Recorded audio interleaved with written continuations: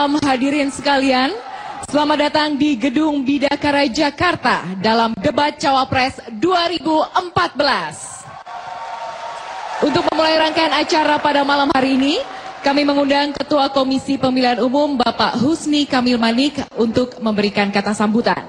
Kepada Bapak Husni Kamil Manik, kami persilahkan.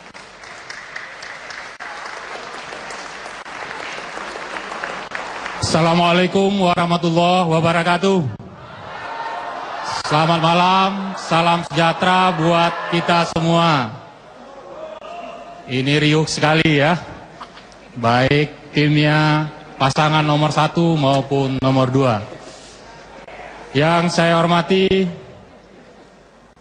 calon presiden nomor urut 1 Bapak Haji Prabowo Subianto beserta calon wakil presiden nomor urut 2 Bapak Insinyur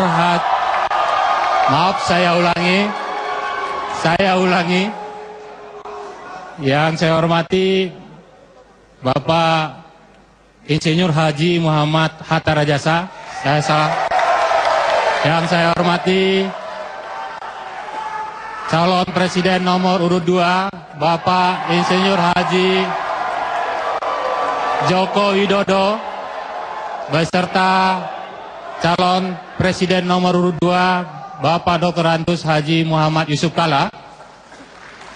Yang saya hormati pimpinan lembaga tinggi negara, hadirin dan pemirsa dimanapun Anda berada. Mengawali kegiatan debat keempat ini, saya mengajak kita semua memanjatkan puji syukur kehadiran Allah Subhanahu wa Ta'ala, Tuhan Yang Maha Esa. Sampai hari ini bertepatan kita sudah memasuki bulan Ramadan, bulannya umat muslim berpuasa. Kita masih diberikan berkah oleh Ilahi Robbi, Tuhan Yang Maha Pengasih lagi Maha Penyayang. Bapak Ibu hadirin dan pemirsa yang saya hormati, pada debat keempat ini kita menetapkan tema pengembangan sumber daya manusia dan pengembangan ilmu pengetahuan dan teknologi, di mana yang akan tampil menyampaikan visi, misi, dan program pasangan calon presiden dan wakil presiden kali ini adalah calon wakil presiden masing-masing, yaitu Bapak Insinyur Haji Muhammad Hatta Rajasa dan Bapak Dr. Antus Haji Muhammad Yusuf Kalla. Tema ini sangat penting bagi kita, warga bangsa, karena kita rasakan sampai hari ini persoalan sumber daya manusia dan pengembangan teknologi adalah satu sektor yang harus dibenahi karena kita sudah merdeka 69 tahun lamanya. Kita menginginkan bahwa sumber daya manusia kita tidak hanya bisa menjadi tuan rumah di negeri sendiri, tapi bisa bersaing dengan warga bangsa lain.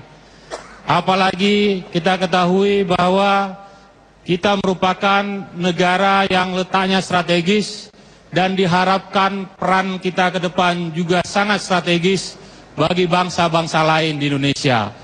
Oleh karenanya, ulasan pada malam hari ini oleh calon wakil presiden yang akan menyampaikan paket visi, misi, dan program pasangan calon presiden dan wakil presiden adalah sangat penting kita simak secara bersama-sama. Sehingga siapapun yang akan terpilih, kita semua warga bangsa telah tahu apa yang akan dijalankan sebagai kebijakan pemerintah yang akan mendapat mandat selama 5 tahun ke depan. Oleh karenanya saya mengajak kita semua, sembari sebagian besar dari warga bangsa kita menjalankan bulan Ramadan, baik menjalankan ibadah pada siang hari maupun malam hari, kita berdoa kepada Allah yang Maha Kuasa agar kegiatan debat ini bisa berjalan lancar dan kita juga berharap mendoakan agar 9 Juli 2014 pemungutan dan penghitungan suara berjalan dengan sukses. Mari kita saksikan acara debat keempat ini antara calon wakil presiden. Assalamualaikum warahmatullahi wabarakatuh.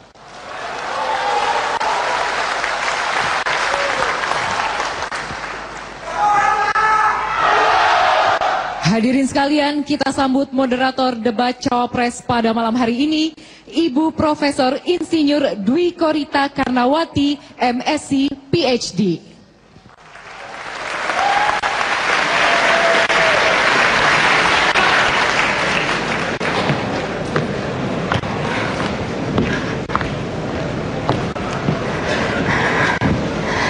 Selamat malam Indonesia. Selamat jumpa kembali dalam acara debat calon wakil presiden 2014. Debat malam ini merupakan putaran yang keempat dari seluruh rangkaian debat Pilpres 2014. Tema yang akan dibahas malam ini adalah pembangunan sumber daya manusia dan iptek. Saya Dwi Korita Karnawati, moderator debat malam ini.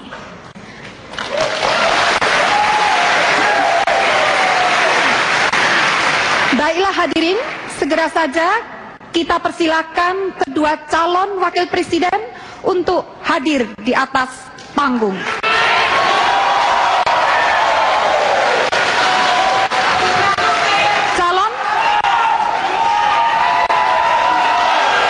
Calon nomor urut 1,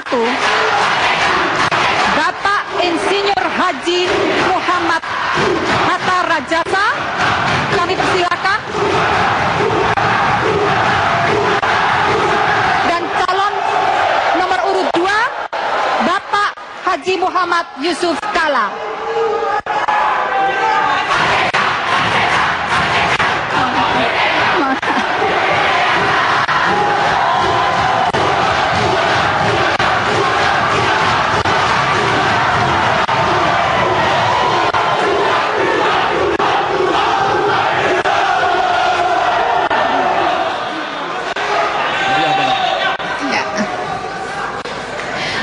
Hadirin sekalian, dimohon semua untuk berdiri menyanyikan lagu kebangsaan Indonesia Raya. Pada kedua kandidat, saya persilakan untuk mengambil tempat masing-masing.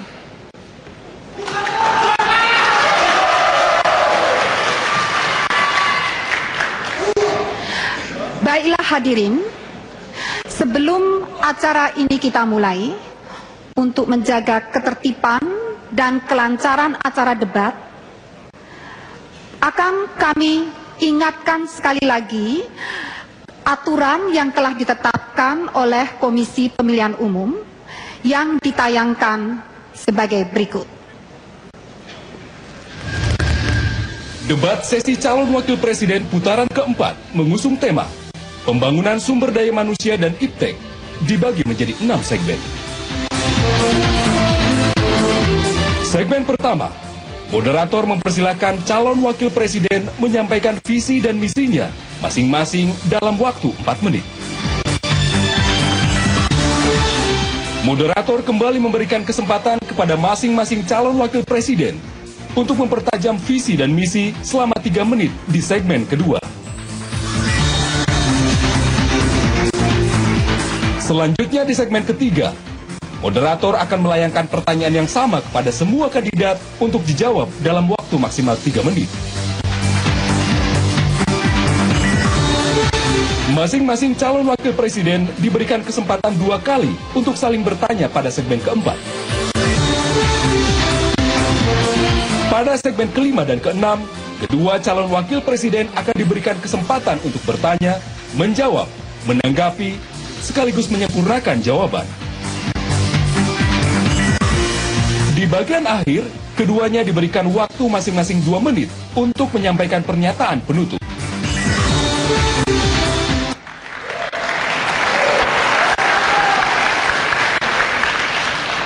Baiklah hadirin sekalian, Selain aturan yang telah ditetapkan oleh Komisi Pemilihan Umum, perlu saya tambahkan aturan tambahan.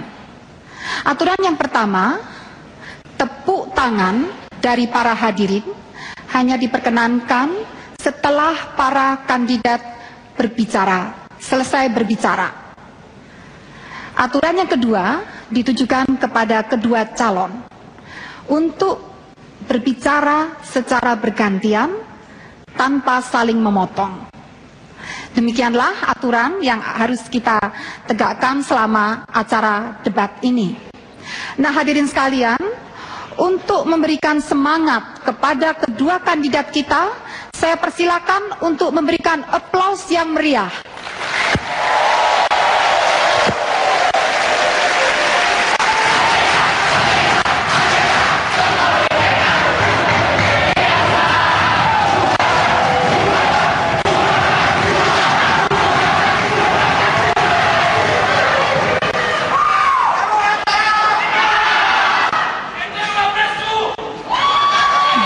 Hadirin,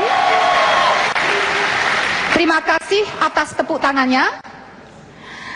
Baiklah hadirin, kita mulai segmen pertama adalah pemaparan visi dan misi.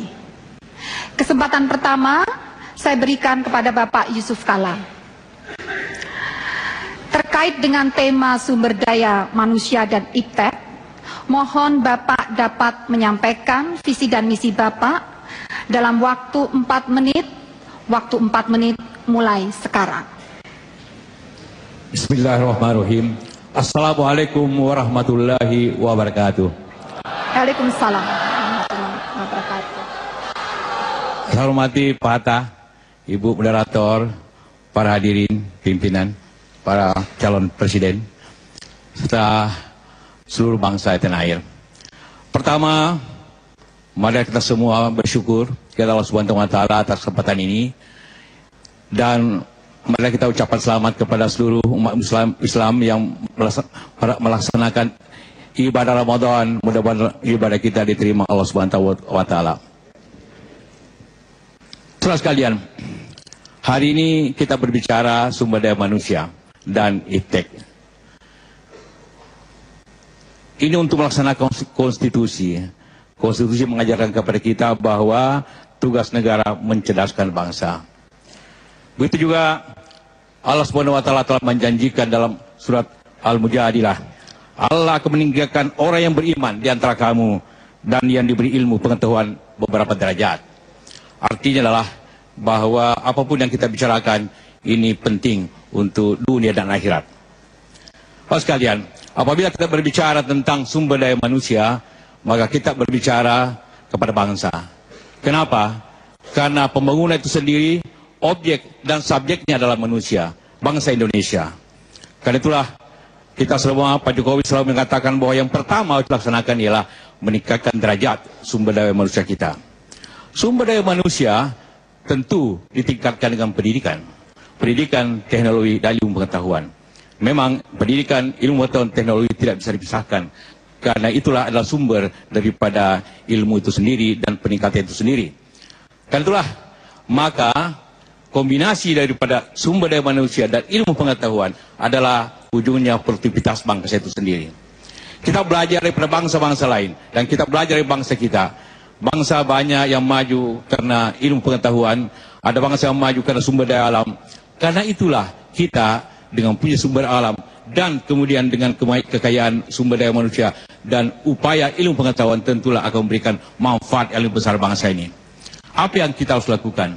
Banyak hal tentunya. Pendidikan kita memang merupakan ada sistem pendidikan nasional yang mengutamakan kecerdasan, akhlak yang baik, budi pekerti dan juga pengetahuan yang baik. Adalah tugas untuk kita semua. Kita semua mempunyai anggaran yang sesuai dengan Undang-Undang Dasar 20%.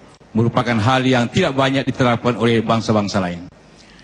Ilmu pengetahuan teknologi, kita mempunyai banyak lembaga. Ada BPPT, ada LIPI, ada Batan dan sebagainya.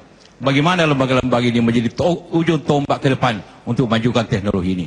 Begitu juga universitas begitu banyak yang harus disatukan kemampuannya untuk memajukan ilmu pengetahuan bangsa ini. Karena dengan modal perguruan tinggi, modal pendidikan, modal daripada institusi swasta yang harus maju bersama-sama akan menjadi suatu kekuatan besar ke bangsa ini. Tentu dibutuhkan usaha, dibutuhkan kebersamaan bangsa ini untuk maju secara bersama-sama. Mudah-mudahan dalam kesempatan ini kita semua akan mendapatkan suatu kesempatan yang sama. Karena kemajuan itu kemajuan kita semua. Kemajuan itu adalah harapan kita semua. Pendidikan, ilmu pengetahuan, sumber daya manusia merupakan suatu hal yang tidak bisa berdiri sendiri. Harapan kita semua mudah-mudahan dalam pemerintahan ke depan, apapun caranya kita harus maju dengan kemampuan itu. Terima kasih. Bapak Yusuf Kalla, masih ada waktu. Terima kasih. Terima kasih. Untuk berikutnya, saya persilakan Bapak Hatta Rajasa untuk memaparkan visi dan misi terkait dengan tema saat ini. Waktu 4 menit mulai dari sekarang. Bismillahirrahmanirrahim. Assalamualaikum warahmatullahi wabarakatuh. Selamat malam dan salam sejahtera bagi kita semua. Yang saya hormati Bapak Muhammad Yusuf Kalla, calon Wakil Presiden Republik Indonesia nomor 2, Ibu Moderator yang saya muliakan, seluruh rakyat Indonesia yang saya cintai dimanapun berada. Pertama-tama, izinkanlah saya menyampaikan selamat menunaikan ibadah puasa kepada seluruh umat muslimin dan muslimat di seluruh tanah air. Saudara sekalian yang saya cintai, pembukaan Undang-Undang Dasar 1945 mengamanatkan kepada kita bahwa kita mencerdaskan kehidupan bangsa. Artinya, sangat tergantung kepada kualitas sumber daya manusia dan penguasaan ilmu pengetahuan dan teknologi. Sedangkan kualitas sumber daya manusia sangat ditentukan oleh 2 faktor utama, pendidikan dan kesehatan. Sejarah umat manusia mencatat, jatuh bangunnya peradaban manusia sangat ditentukan oleh kualitas sumber daya manusia dan penguasaan ilmu pengetahuan dan teknologi pada zamannya. Prabowo dan Hatta berkeyakinan Indonesia dapat menjadi negara yang sejahtera, maju dan berperadaban apabila sungguh kita meletakkan sumber daya manusia dan penguasaan ilmu pengetahuan dan teknologi sebagai pilar utama membangun peradaban bangsa. Kata kunci dan tantangan yang kita hadapi adalah sejauh mana kita dapat menjamin seluruh warga bangsa kita untuk dapat menikmati pendidikan yang inklusif, berkeadilan, berkualitas, sedini mungkin, setinggi mungkin, menjangkau seluas mungkin. Disinilah tantangan yang harus kita jawab. Prabowo dan Hatta Rajasa menjawab itu dengan memperbaiki kualitas pendidikan, memperluas akses, dan mempermudah jangkauan dengan mewajibkan kita untuk berpendidikan 12 tahun. Karena itu hak yang mendasar bagi warga negara kita. Di bidang iptek, tentu saja pemerintah wajib memajukan ilmu pengetahuan dan teknologi untuk memajukan peradaban dan memakmurkan umat manusia. Kata kunci di dalam iptek ada 3. Bagaimana iptek kita bisa membangun daya saing bangsa. Yang kedua, bagaimana iptek kita dapat menjawab, merespons keberlanjutan pengelolaan sumber daya alam kita, baik nirhayati maupun hayati. Dan yang ketiga adalah bagaimana iptek kita mampu menyiapkan masyarakat Indonesia yang kritis, yang inovatif untuk menjawab tantangan globalisasi yang semakin ketat. Di bidang kesehatan, kita akan melanjutkan perbaikan gizi masyarakat, memperluas akses pelayanan BPJS, baik cakupan maupun mendekatkan pelayanan kesehatan kepada masyarakat. Apabila kita melihat, kita pun penting meningkatkan produktiviti dari tenaga kerja kita yang 46% masih berpendidikan SD. Oleh sebab itu penting bagi kita untuk meningkatkan produktiviti dengan membuka balai-balai latihan, meningkatkan pusat-pusat keunggulan, pusat-pusat inovasi, agar seluruh komponen masyarakat kita mendapatkan pendidikan, mendapatkan kesehatan, dan mendapatkan ilmu pengetahuan untuk membangun peradaban bangsanya. Inilah beberapa poin yang kami sampaikan. Terima kasih. Assalamualaikum warahmatullahi wabarakatuh. Waktu masih 3 menit, 3 detik. Waktu masih, oke. Terima kasih. Terima kasih.